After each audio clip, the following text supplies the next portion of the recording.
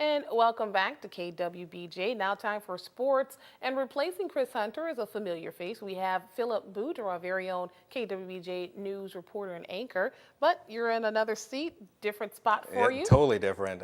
Don't spend too much time on this side of the camera. I've done a little sports in college, so this should go pretty smoothly. Okay, we shall see.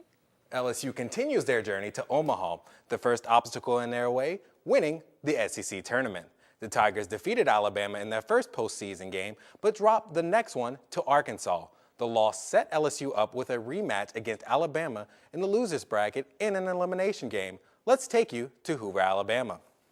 Top of the third, Sean McMullen up to bat. He hits it to left center, scoring Rafe Rhymes in from second base, giving LSU a 1-0 lead. Until the bottom of the fifth, Alabama ties the game until Mickey White's single to right field gives Alabama a 2-1 edge. LSU would stay down 2-1 till the top of the ninth. LSU trying to rally Rafe Rhymes, hits into his third consecutive double play, but LSU would stay alive with consecutive hits to tie the game. And to catch a Ty Ross would then deliver the game-winning shot to give LSU a 3-2 victory, and Chris Cotton would come in and fan the side, shutting Alabama down and going home. The Tigers rally past the Tide with a 3-2 victory. Relief pitcher Nate Fury walks away with the win, but starting pitcher Ryan Eads pitched 7 innings, limiting the Tide to 2 runs, 1 walk, and 4 strikeouts. The victory set up another rematch with Arkansas. Let's go back to Hoover, Alabama. Britt McAfee hits it to shallow right. Mason Katz trying to play the ball, but he misplays it, and Arkansas scores their first run.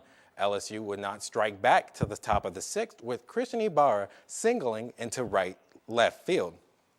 But that's not all the damage LSU would do in the inning. Tyler Moore steps up to the plate for LSU. Hits it straight to the shortstop. The shortstop tries to make a play for home, but Rafe Rhymes is able to beat out the throw, and give LSU a 2-1 lead. Christian Ibarra back up in the seventh, hits it to center to extend LSU's lead to 3-1. LSU was able to hold the Razorbacks down to 1 hit from the Tigers pitching staff. The 1 hitter matched number 1 seed Vanderbilt versus number 2 seeded LSU in the SEC championship game. All right, now let's go to the top of the second. Jared Foster up to the bat. He hits it to right field. The right fielder pedaling back, and he can't quite get it. He throws it to the first baseman, who throws it basically away. He basically forgot he was the first baseman on that play, and LSU is able to score 2 runs on the play, 3 in the inning. But the Commodores would waste no time counterattacking in the bottom of the second, as evident with Xander Will's RBI in this instance, giving Vanderbilt a 3-2 deficit.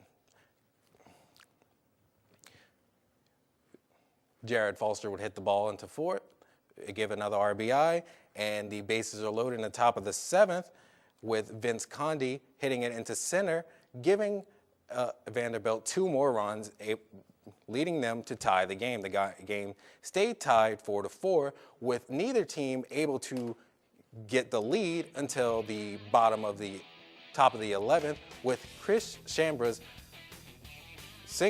game-winning single to give LSU the 5-4 victory over Vanderbilt. LSU leaves the tournament with a league-high 10th SEC championship.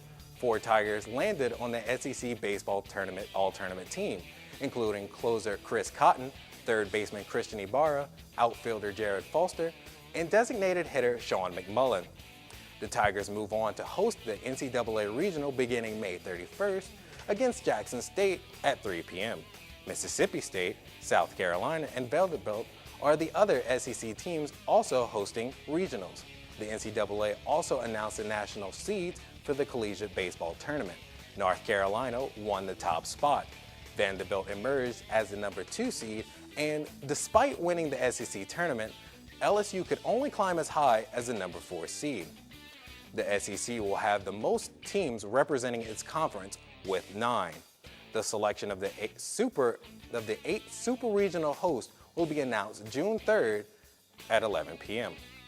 In local sports, the Swampland Summer Baseball League continues play tomorrow with matchups for Berwick, Patterson, Central Catholic, and Morgan City. KWBJ's Chris Hunter will also have highlights of tonight's Swampland games, so stay tuned for that. All right, thanks so much. Don't go anywhere. We've got more KWBJ news up next.